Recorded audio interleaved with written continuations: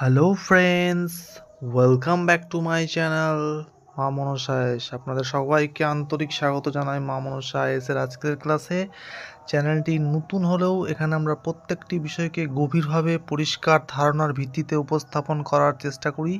আজকের পাঠ শিশু বিকাশের দ্বিতীয় অধ্যায়, বংশগতি ও পরিবেশ। শিশুর আচরণ, বুদ্ধি, ক্ষমতা ও ব্যক্তিত্ব গঠনে কোনো উপাদান কতটা ভূমিকা রাখে তা বোঝার জন্য এই অধ্যায়টি অত্যন্ত গুরুত্বপূর্ণ। টেট, সিটেট, ডাব্লিউবি টেট এর মতো সমস্ত শিক্ষক যোগ্যতা পরীক্ষার এই অংশ থেকে নিয়মিত প্রশ্ন আসে। সুতরাং মনোযোগ সহকারে শেষ পর্যন্ত ক্লাসটি অনুসরণ করুন। চলুন আজকের ক্লাসটা শুরু করা যাক। তার প্রত্যেকে চলুন দেখে নিই। তোমরা দেখতেই পাচ্ছ স্ক্রিনে আজকের দ্বিতীয় ক্লাস বংশগতি এবং পরিবেশের প্রভাব নিয়ে। তো প্রথমে আমরা জানবো বংশগতি এবং পরিবেশটা কি। তো মানব বিকাশের মূল চালিকা শক্তি অর্থাৎ ব্যক্তির বিকাশ একটি জীবনব্যাপী প্রক্রিয়া। ব্যক্তির বিকাশ একটি জীবনব্যাপী প্রক্রিয়া এবং বহুমুখী প্রক্রিয়া। শুধুমাত্র জৈবিক বা মানসিক পরিবর্তনের দ্বারা সীমাবদ্ধ নয়, বরং এটি একটি সামগ্রিক পরিবর্তনের প্রক্রিয়া। এটি বিকাশের মূলে দুটি মৌলিক শক্তি কাজ করে। একটা হচ্ছে বংশগতি, যা প্রকৃতি নেচার নামে পরিচিত, এবং পরিবেশ, যা প্রতিপালন অর্থাৎ নার্চার নামে পরিচিত। এই দুটি উপাদানকে আলাদাভাবে আলোচনা করা হলেও আধুনিক মনোবিজ্ঞানীরা মনে করেন যে এরা পরস্পর অবিচ্ছেদ্য এবং গুণফল রূপে ব্যক্তির বিকাশকে পরিচালিত করে। চলো এটার স্ক্রিনশট নাও, তারপর আমরা নেক্সট পার্টে যাচ্ছি। অর্থাৎ বিকাশটা হচ্ছে যে ব্যক্তির যে বিকাশটা, এটা একটা জীবনমুখী ব্যাপী প্রক্রিয়া। হ্যাঁ, জন্মগত সূত্রে আমরা যা পাই তাকেই কিন্তু অ্যাকচুয়ালি বংশগতি বলে। তো বংশগতির দুরকম হয়, একটা হচ্ছে বায়োলজিক্যাল হেরিডিটি, যা আমরা ক্রোমোজোম সূত্রে পূর্বপুরুষদের নিকট থেকে পাই। আর একটা হচ্ছে সামাজিক বংশগতি অর্থাৎ সোশ্যাল হেরিডিটি, যা আমরা সামাজিক রীতিনীতি, প্রথা, দক্ষতা হিসাবে পূর্বপুরুষদের নিকট থেকে পাই। এই হচ্ছে বংশগতি। বা বংশগতির কিছু নীতি আছে, সেই নীতিগুলো নিয়ে আমরা পরে আলোচনা করছি।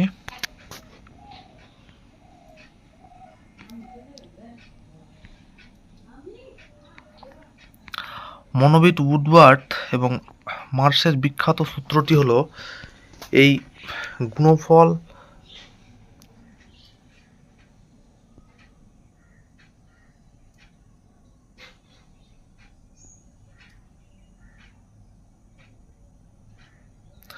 মনোবিদ উডওয়ার্ড এবং মার্শের বিখ্যাত সূত্রটি হলো এই গুণফল সম্পর্কটি বোঝায়। বংশগতি যদি শূন্য হয় তবে পরিবেশ দ্বারা কোনো বিকাশ সম্ভব নয়। আবার বংশগতির সম্ভাবনা থাকা সত্ত্বেও অনুকূল পরিবেশ না পেলে সেই সম্ভাবনার বাস্তব রূপ নেয় না। বিকাশের এই দুই নিয়ামকের একটিকে বাদ দিলে অন্যটির প্রভাব বিচার করা অসম্ভব। এই কথাটি বলেছেন মনোবিদ উডওয়ার্ড এবং মার্শের বিখ্যাত সূত্রটি। এটা খুব ইম্পর্ট্যান্ট কোশ্চেন এবং পরীক্ষাতে আসে, সিটেটে এসছে কয়েকবার, তাই এই সূত্রটা খুব ভালো করে তোমরা মনে রাখবে। চলো নেক্সট, বংশগতি কাকে বলে?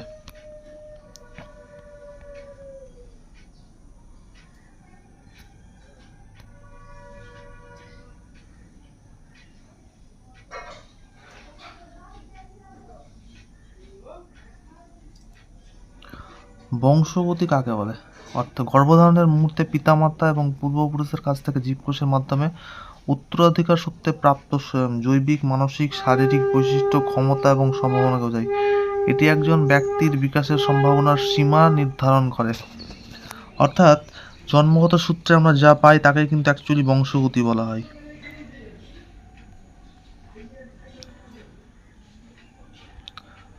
এবার আমরা চলে যাব পরিবেশ। পরিবেশ কাকে বলে? পরিবেশ গর্ভধারণের পর থেকে মৃত্যু পর্যন্ত ব্যক্তির চারপাশ থেকে প্রভাবিত করা সমস্ত বাহ্যিক শক্তি, পরিস্থিতি এবং উদ্দীপনাকে বোঝায়। পরিবেশে বংশগতি দ্বারা প্রাপ্ত সম্ভাবনাকে বিকশিত বা অবদমিত করতে পারে। এটাই হচ্ছে পরিবেশ।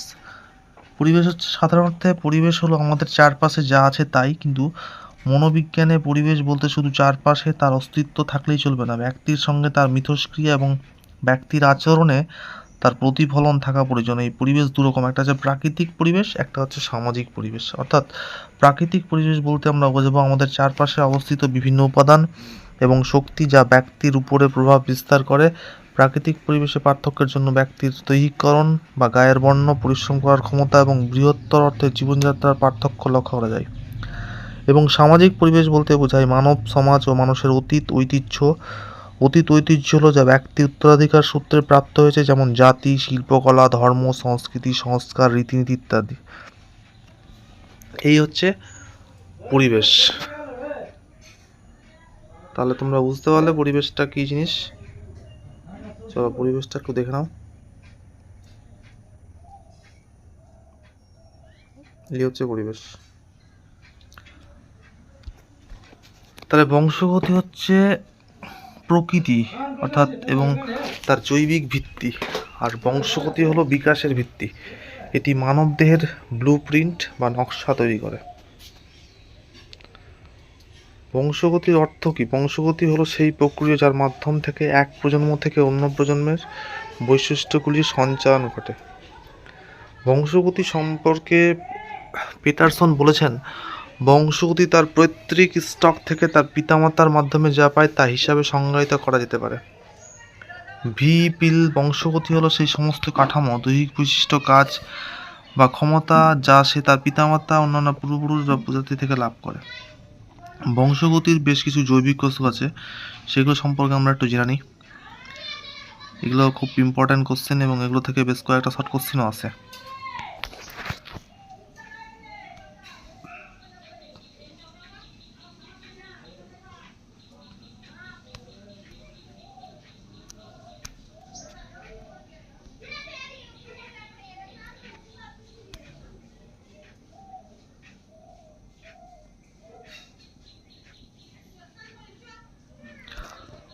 জীবকোষ। মানব জীবনের সূচনা হয় কোথায়? মানব জীবনের সূচনা হয় মাতৃগর্ভে। যখন পিতারা শুক্রাণুকোষ মায়ের ডিম্বাণুকোষে নিষিদ্ধ করে এটি একটি একক কোষ তৈরি করে, যাকে জাইগোট বা জীবকোষ বলা হয়। এটি মানব জীবনের প্রথম কোষ। ক্রোমোজোম। প্রতিটি জাইগোটে 23 জোড়া করে বা 46টি ক্রোমোজোম থাকে। এই ক্রোমোজোমগুলিকে নিউক্লিয়াসে অবস্থিত থাকে এবং বংশগতির বৈশিষ্ট্য বহন করে। Next, autosome. এই অটোজোমটা খুবই ইম্পর্ট্যান্ট টপিক। এই অটোজোম থেকে বারবার পরীক্ষাতে আসে।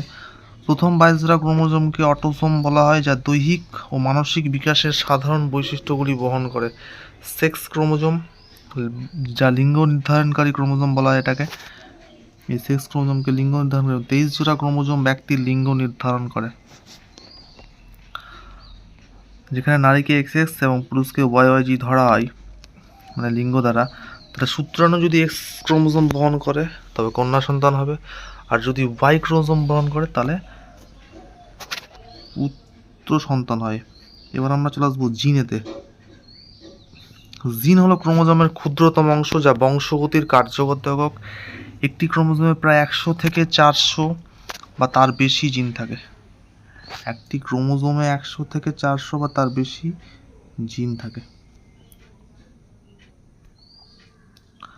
জিনগুলি ডিএনএ নামক রাসায়নিক পদার্থ দ্বারা গঠিত এবং নির্দিষ্ট প্রোটিন তৈরির নির্দেশ বহন করে, যা ব্যক্তির নির্দিষ্ট বৈশিষ্ট্যগুলি যেমন চোখের রং, উচ্চতা, বিশেষ মানবিক ক্ষমতা প্রকাশ করে।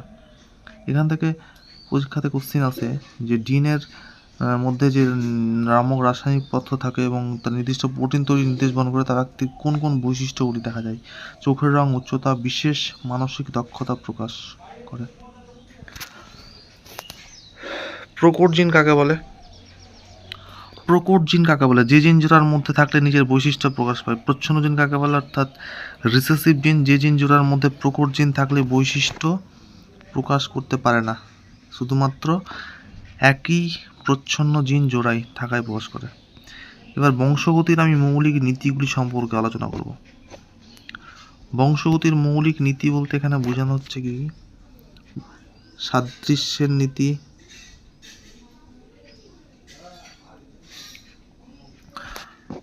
সাদৃশ্যের নীতি, এই নীতি বলে যে সন্তানরা তাদের পিতামাতার মতো হবে, যেমন মানুষ মানুষের জন্ম দেবে। এটা হচ্ছে সাদৃশ্যের নীতি। অর্থাৎ আমরা সকলেই জানি মানুষের শিশু মানুষ হয়, বিড়ালের বাচ্চা বিড়াল হয়। এক কথায় বলা যায় সমজাতীয় প্রাণী সমজাতীয় প্রাণীরই জন্ম দেয়। পার্থক্যের নীতি, একই পিতামাতার সন্তান হলেও তাদের মধ্যে কিছু পার্থক্য থেকেই যায়।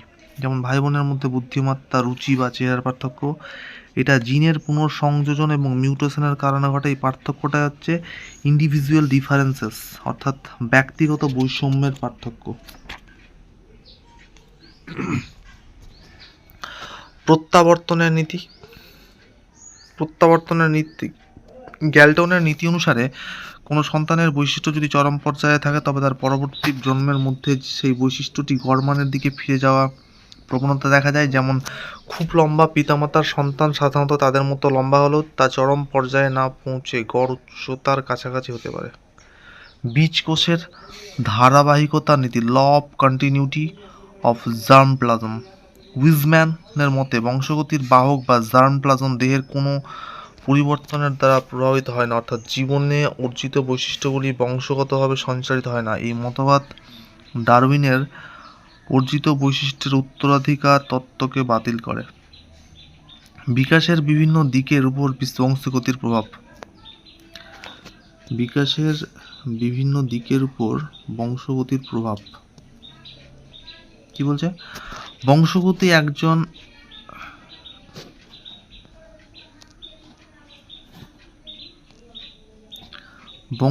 একজন মানুষের বিকাশ বিভিন্ন এক গুরুত্বপূর্ণ ভূমিকা পালন করে। 1 নম্বর দৈহিক বিকাশ, উচ্চতা, ওজন, গায়ের রং, চুল, চোখের রং, শারীরিক গঠন এবং বিভিন্ন হরমোনের পরিমাণ প্রধানত বংশগতি দ্বারা নির্ধারিত হয়।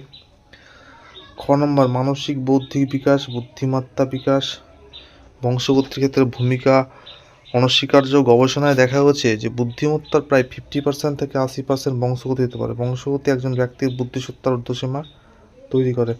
বিশেষ ক্ষমতা, শিল্প, সঙ্গীত, গণিত, খেলার মধ্যে বিশেষ ক্ষেত্রে প্রতিভার প্রাথমিক বীজ বংশগতিতেই নিহিত থাকে। মেজাজ ও ব্যক্তিত্বের কিছু দিক, মেজাজ ও আবেগিক প্রক্রিয়ার ধরন যা ব্যক্তিত্বের প্রাথমিক কাঠামো তৈরি করে তা বংশগতি দ্বারা প্রভাবিত হতে পারে।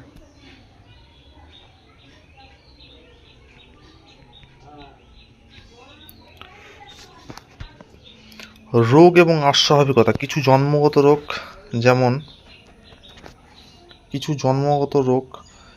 যেমন বর্ণান্ধতা, haemophilia, down syndrome, cystic fibrosis বংশগতির মাধ্যমেই সঞ্চারিত হয়। তাহলে এই সমস্ত যে রোগগুলো রয়েছে এই রোগগুলো থেকে পরীক্ষাতে কোশ্চেন আসতে পারে যে বর্ণান্ধতা এটা বংশগতির ফলে হয় নাকি পরিবেশের ফলে হয়।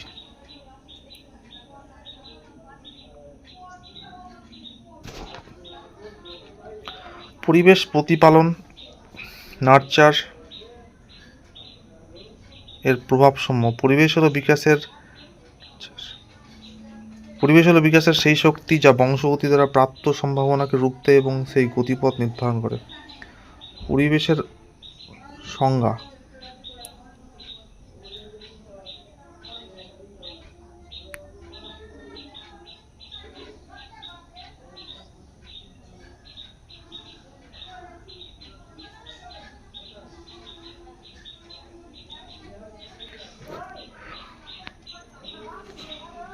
পরিবেশ সেই সমস্ত বাহ্যিক উপাদানকে অন্তর্ভুক্ত করে যা ব্যক্তি জীবনে শুরু করার পর থেকেই তার উপর কাজ করছে।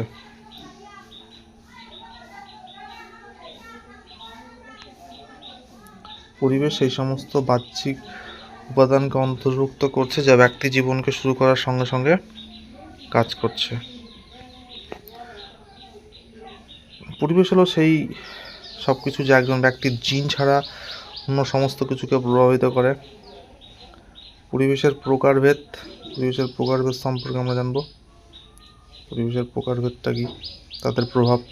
পরিবেশের প্রভাবকে আমরা দুটি প্রধান ভাগে ভাগ করতে পারি। একটা হচ্ছে প্রাক জন্ম পরিবেশ, এটি গর্ভধারণ থেকে শুরু করে জন্ম পর্যন্ত প্রায় 9 মাস সময়কাল পরিবেশ। এই সময়কাল শিশু সরাসরি মাতৃক দেহের অভ্যন্তরে পরিবেশ দ্বারা প্রভাবিত হয় এবং পরিবেশের বিকাশের জন্য এই সময় মস্তিষ্কের দ্রুততম বিকাশ ঘটে।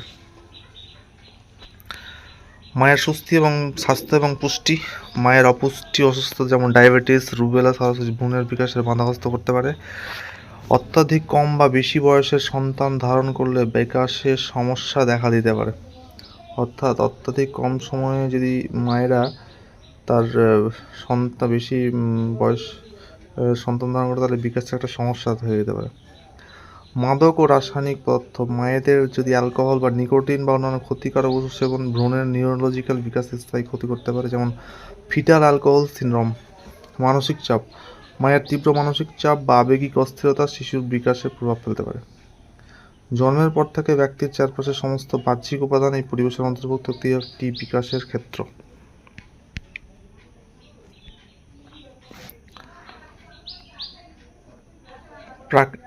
পারিবারিক পরিবেশ বলতে কি বুঝি?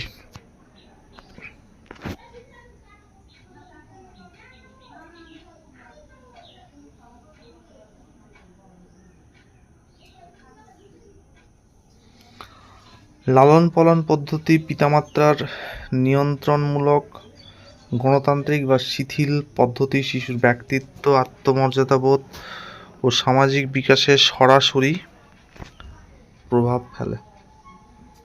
পারিবারিক সম্পর্ক। পিতামাতার মধ্যে সম্পর্ক, ভাই বোনের সঙ্গে মিথস্ক্রিয়া, পরিবারের আবেগিক উষ্ণতা শিশুর সামাজিক এবং আবেগিক স্বাস্থ্য তৈরি করে। অর্থাৎ পারিবারিক সম্পর্কটা পরিবেশের যে অন্তর্ভুক্ত পারিবারিক পরিবেশের মধ্যে পড়ছে। এখানে পিতামাতার সম্পর্ক, ভাই বোনের সঙ্গে যে মিথস্ক্রিয়া এবং পরিবারের আবেগিক উষ্ণতা যা শিশুর সামাজিক এবং আবেগিক স্বাস্থ্যের ভিত্তি তৈরি করে। সাংস্কৃতিক অর্থনৈতিক অবস্থা। উচ্চ শেষে পরিবারের শিশু সাধারণত ভালো শিক্ষাগত সুযোগ, পুষ্টি ও উদ্দীপনা পায়, তার বৌদ্ধিক বিকাশের সহায়ক। বিদ্যালয়ের পরিবেশ। শিক্ষকের ভূমিকা। বিদ্যালয়ের পরিবেশের ক্ষেত্রে শিক্ষকের ভূমিকাটা কী হবে? শিক্ষকের ব্যক্তিত্ব, শিক্ষণ পদ্ধতি, ছাত্র শিক্ষক সম্পর্ক এবং সামাজিক বিকাশের ক্ষেত্রে শিক্ষকের ভূমিকা খুবই গুরুত্বপূর্ণ ভূমিকা পালন করে। পাঠ্যক্রম এবং সহপাঠক্রমিক কার্যাবলী। বিদ্যালয়ের পাঠ্যক্রমের গুণগত মান এবং খেলাধুলা, শিল্পকলা ইত্যাদি সুযোগ সুবিধা শিশুর সামগ্রিক বিকাশের সুযোগ তৈরি করে। সামাজিক সাংস্কৃতিক পরিবেশ।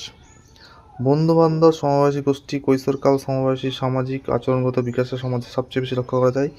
সাংস্কৃতিক নীতি। সমাজে প্রচলিত মূল্যবোধ, নৈতিকতা, ধর্মীয় বিশ্বাস, ঐতিহ্য এবং শিশুর ব্যক্তিত্ব এবং নৈতিক বিকাশে গভীরতা প্রভাবিত করে। ভৌগোলিক পরিবেশ অর্থাৎ জিওগ্রাফিক্যাল এনভায়রনমেন্ট, যেখানে জলবায়ু, বাসস্থান, পর্যাপ্ত আলো বাতাস, দূষণ ইত্যাদি দৈহিক মানসিক স্বাস্থ্যের উপর প্রভাব ফেলে। এগুলো হচ্ছে অ্যাকচুয়ালি সামাজিক এবং সাংস্কৃতিক পরিবেশের অন্তর্ভুক্ত, অর্থাৎ সোশ্যাল এবং কালচারাল এনভায়রনমেন্টের অন্তর্ভুক্ত।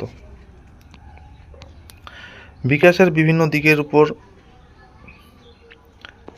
পরিবেশের প্রভাব। দৈহিক বিকাশ। দৈহিক বিকাশটা তখনই সম্ভব যখন সুষম খাদ্য, স্বাস্থ্যকর জলবায়ু, রোগমুক্ত পরিবেশ ইত্যাদির দ্বারা সম্ভাবনার মাধ্যমে বংশগতির দ্বারা প্রাপ্ত উচ্চতার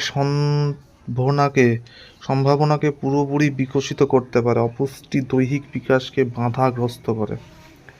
খ নম্বর, বৌদ্ধিক বিকাশ। জ্ঞানীয় বিকাশের জন্য পরিবেশ হলো প্রধান উদ্দীপক। অর্থাৎ আমাদের যদি জ্ঞানের যে বিকাশ ঘটাতে হয়, তাহলে পরিবেশ হলো প্রধান উদ্দীপক। এখানে পরিবেশ সবথেকে প্রধান উদ্দীপকের ভূমিকা পালন করে। অর্থাৎ যে শিশু শৈশব থেকে বই, খেলনা এবং ইন্টারেক্টিভ আলোচনার মতো বৌদ্ধিক উদ্দীপনা পায়, তার বুদ্ধিমত্তা সেই সীমার উচ্চ প্রান্তে বিকশিত হয় যা বংশগতি দ্বারা নির্ধারিত হয়েছিল। ব্যক্তিত্ব এবং সামাজিক বিকাশ। একজন ব্যক্তির আচরণ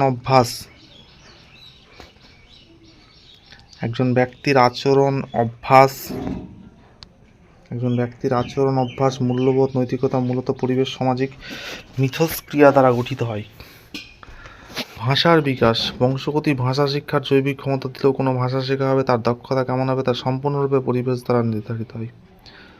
বংশগতি বনাম পরিবেশ বিতর্ক। প্রকৃতি এবং প্রতিপালন মিথস্ক্রিয়া বিকাশের ক্ষেত্রে বংশগতি এবং পরিবেশের মধ্যে কোনটি বেশি গুরুত্বপূর্ণ তা নিয়ে দীর্ঘকাল ধরে চলে আসা বিতর্কটিকে প্রকৃতি বনাম প্রতিপালন বিতর্ক বলা হয়। অর্থাৎ এই কোশ্চেনটা খুবই ইম্পর্ট্যান্ট এবং এটা খুব ভালো করে মনে রাখবে তোমরা, যে বংশগতি বনাম পরিবেশ বিতর্ক অর্থাৎ প্রকৃতি বনাম প্রতিপালন নেচার ভার্সেস নার্চার বিতর্ক। বিকাশের ক্ষেত্রে যে বংশগতি এবং পরিবেশের মধ্যে কোনটা বেশি গুরুত্বপূর্ণ তা নিয়ে দীর্ঘকাল ধরে চলে আসা বিতর্ককে প্রকৃতি বনাম প্রতিপালন বিতর্ক বলা হয়।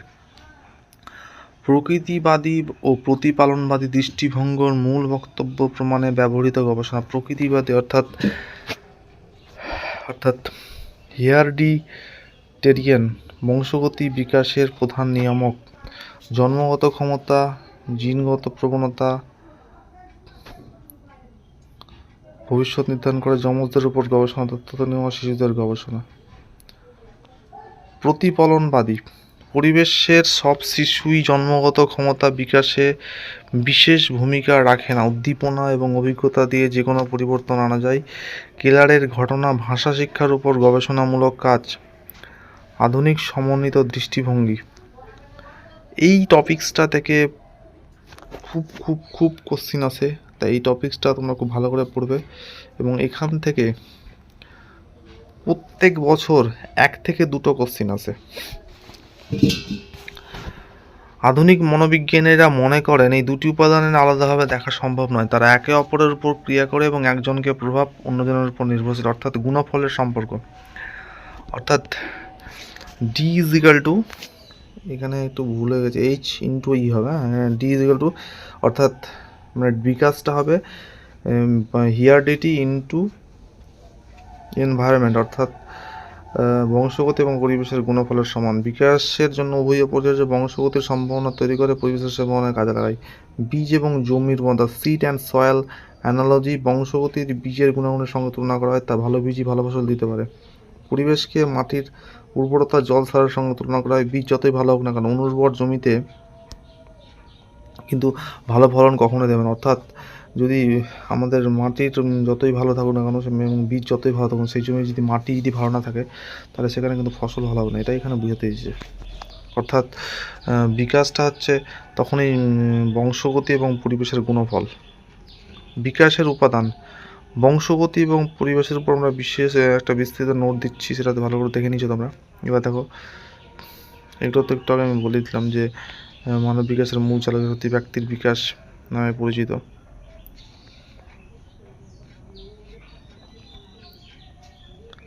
এগুলো তো একটু পড়িয়ে দিলাম আমরা। তারপরে এবার নেক্সট আমরা যেটা দেখবো সেটা হচ্ছে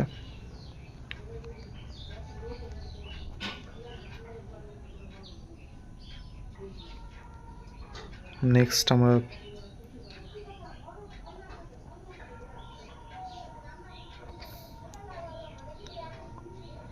পরিবেশের প্রকারভেদ এবং তার প্রভাব সম্পর্কে আমরা জানবো। পরিবেশের প্রভাবকে দুটি ভাগে ভাগ করা, প্রাক জন্ম পরিবেশ আর একটা হচ্ছে জন্ম পরবর্তী পরিবেশ, পোস্ট ন্যাটাল এনভায়রনমেন্ট। এটি গর্ভধারণ থেকে শুরু করে জন্ম পর্যন্ত প্রায় 9 মাস সময়কাল হচ্ছে একটা যে প্রাক জন্ম। সেই সময়কালে শিশু সরাসরি মাতৃদেহের অভ্যন্তরীণ পরিবেশের দ্বারা প্রভাবিত হয়। এই পরিবেশ বিকাশের জন্য অত্যন্ত গুরুত্বপূর্ণ, কারণ এই সময় মস্তিষ্কের দ্রুততম বিকাশ ঘটে। অর্থাৎ শিশু যখন গর্ভে থাকে সেই সময় 9 মাস সময়কালটা কিন্তু হচ্ছে প্রাক জন্ম পরিবেশ। এই সময় শিশুদের মস্তিষ্কের কিন্তু দ্রুততম বিকাশ ঘটে। মায়ের স্বাস্থ্য, পুষ্টি, মায়ের অপুষ্টি যেমন ডায়াবেটিস, রুবেলা সরাসরি ভ্রূণের বিকাশে বাধাগ্রস্ত করতে পারে। মায়ের বয়স অত্যধিক, এগুলো একটু আগে আমি বললাম, আরেকবার বলে দিচ্ছি। মানসিক চাপ, মায়ের তীব্র মানসিক চাপ, আবেগিক স্থিরতা শিশুর বিকাশে প্রভাব ফেলতে পারে। জন্মের পর থেকে ব্যক্তির চারপাশের সমস্ত বাহ্যিক উপাদান এই পরিবেশের অন্তর্ভুক্ত, এটা হলো বিকাশের প্রধান ক্ষেত্র। লালন পালন পদ্ধতি, পিতামাতার নিয়ন্ত্রণমূলক, গণতান্ত্রিক বা শিথিল পদ্ধতি শিশুর ব্যক্তিত্ব, আত্মমর্যাদাবোধ ও সামাজিক বিকাশে সরাসরি প্রভাব ফেলে। পারিবারিক সম্পর্ক, পিতামাতার মধ্যে সম্পর্কগুলো তো একটু আগে বলে দিতাম আমি। বিদ্যালয়ের পরিবেশটা তো পড়লামই।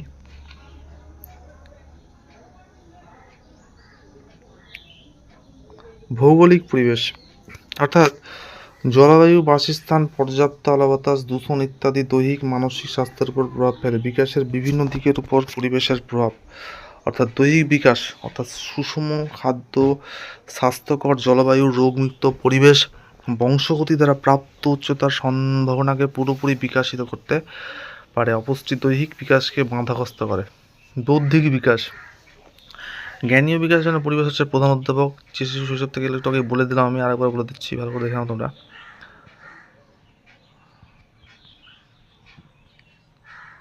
প্রকৃতিবাদী তো তোমরা প্রথমেই জানলে, বংশগতি বিকাশের প্রধান নিয়ামক হচ্ছে প্রকৃতিবাদী, যেটা জন্মগত ক্ষমতা এবং জিনগত প্রবণতা ব্যক্তির ভবিষ্যৎ নির্ধারণ করে।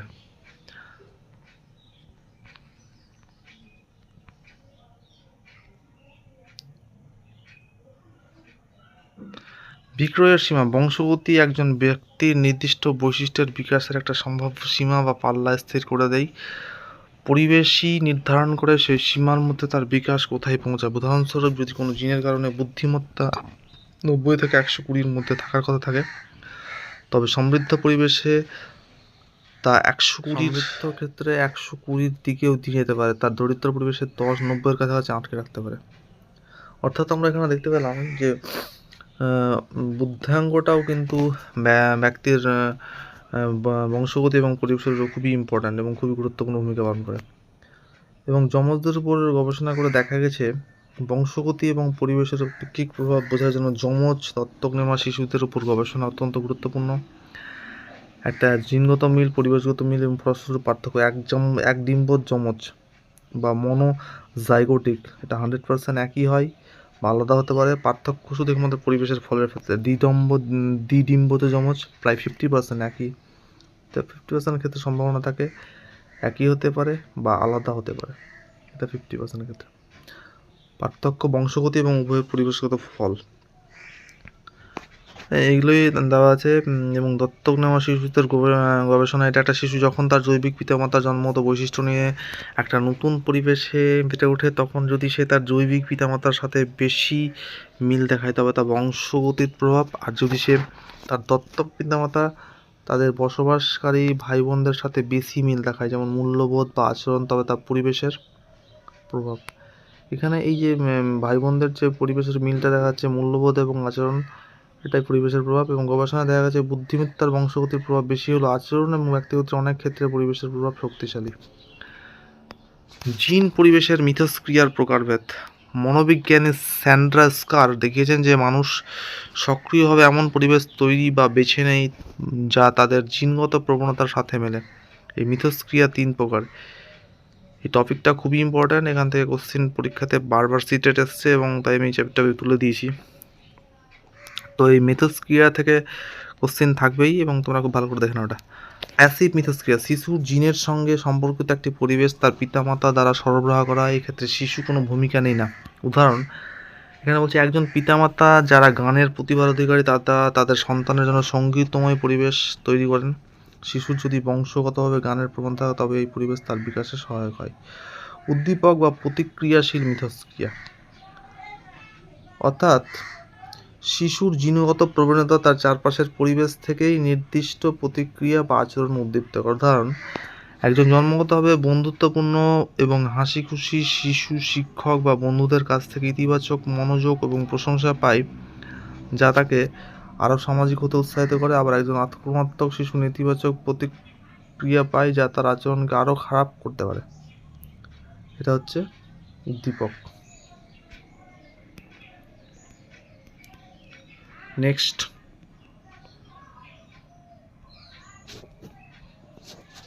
সক্রিয় মিথস্ক্রিয়া বা নিজ নির্বাচন। শিশু নিজেই তার জিনগত প্রবণতার সাথে মেলে এমন পরিবেশ বা কাজ সক্রিয়ভাবে খুঁজে নেয় বা বেছে নেয়। বয়স বাড়ার সাথে সাথে এই প্রভাব বাড়তেই থাকে।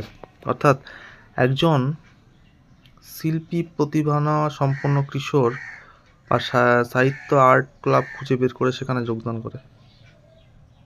এটা হচ্ছে অ্যাকচুয়ালি সক্রিয় মিথস্ক্রিয়া বা নিজ নির্বাচন, অ্যাক্টিভ কো রিলেশনস।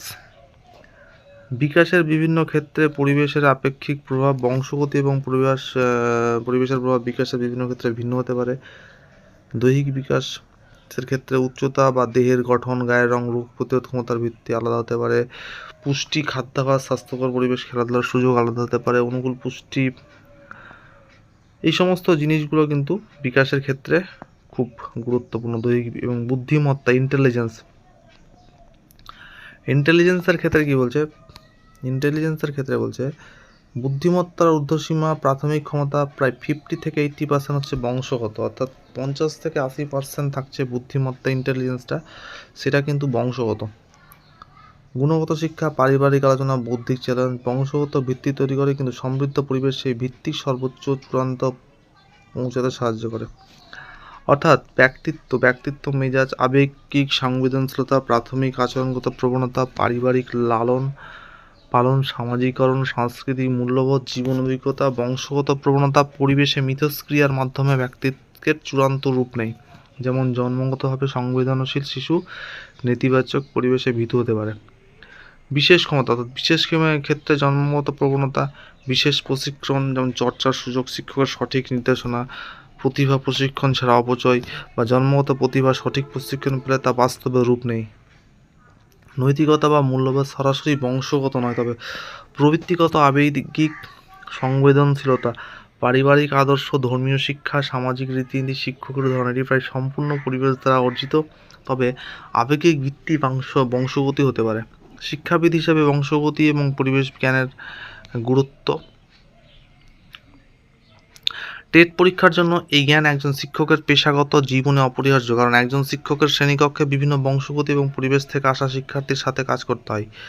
ব্যক্তিগত পার্থক্যের প্রতি ফোকাস অন ইন্ডিভিজুয়াল ডিফারেন্স, অর্থাৎ শিক্ষককে বুঝতে পারেন যে প্রতিটি শিশু জন্মগত ক্ষমতা ও পরিবেশের ভিন্নতা নিয়ে আসে, তাই সবাইকে এক ছাঁচে শিক্ষা না দিয়ে তাদের ব্যক্তিগত সামর্থ্য, রুচি ও আগ্রহ অনুযায়ী শিক্ষণ পদ্ধতি ও পাঠ্যক্রম তৈরি করা উচিত।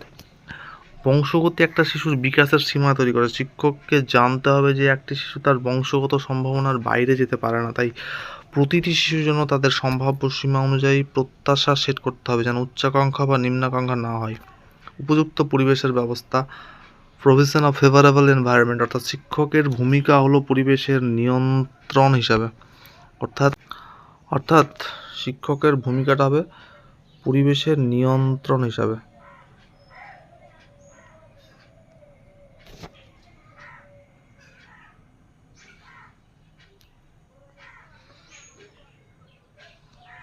তিনি বংশগতিকে পরিবর্তন করতে পারেন না, কিন্তু বিদ্যালয়ের পরিবেশকে অনুকূল, উদ্দীপক এবং স্বাস্থ্যকর করে তুলতে পারেন।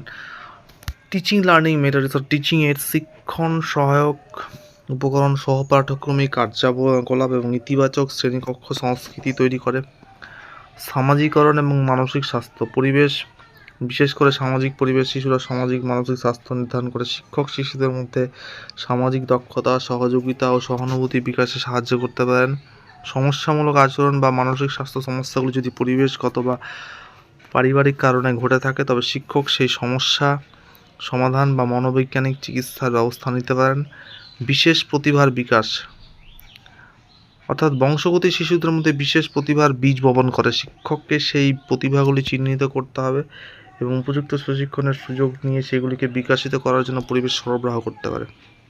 এছাড়া মোরাল এবং ক্যারেক্টার ডেভেলপমেন্ট, অর্থাৎ নৈতিক এবং চারিত্রিক বিকাশ, নৈতিকতা এবং চরিত্র মূলত পরিবেশ থেকে শেখা হয়। শিক্ষক তার নিজের উদাহরণ এবং বিদ্যালয়ের নৈতিক শিক্ষার মাধ্যমে শিশুদের মধ্যে ইতিবাচক মূল্যবোধ করে তুলতে পারেন।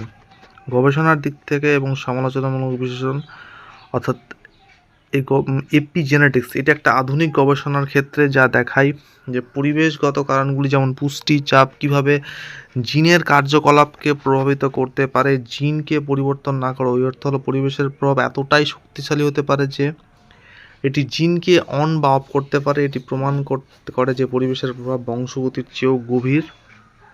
অর্থাৎ এখানে মাথায় রাখতে হবে এই কোশ্চিনটা, এপিজেনেটিক্স, এই এপিজেনেটিক্সটা পরীক্ষাতে কিন্তু খুবই বারবার আসে। এটি প্রমাণ করে যে পরিবেশের প্রভাব বংশগতির চেয়েও গভীর প্রভাব প্রবেশ করে। তাহলে এই কোশ্চিনটা অবশ্যই দেখে রাখবে পরীক্ষাটা, খুবই ইম্পর্টেন্ট যেহেতু কোশ্চিন এটা। বংশগতি এবং পরিবেশের প্রভাবে শতাংশের হারে 50-50 ভাগ করা অযৌক্তিক, কারণ তাদের মধ্যস্ক্রিয়া খুবই জটিল একটি বৈশিষ্ট্য। কতখানি বংশগতি তার নির্দিষ্টভাবে পরিমাণ করা অসম্ভব। অর্থাৎ মানব জীবনে বিকাশ একটা একক নয়, বরং বংশগতি পরিবেশের সম্মিলিত ঐকতান।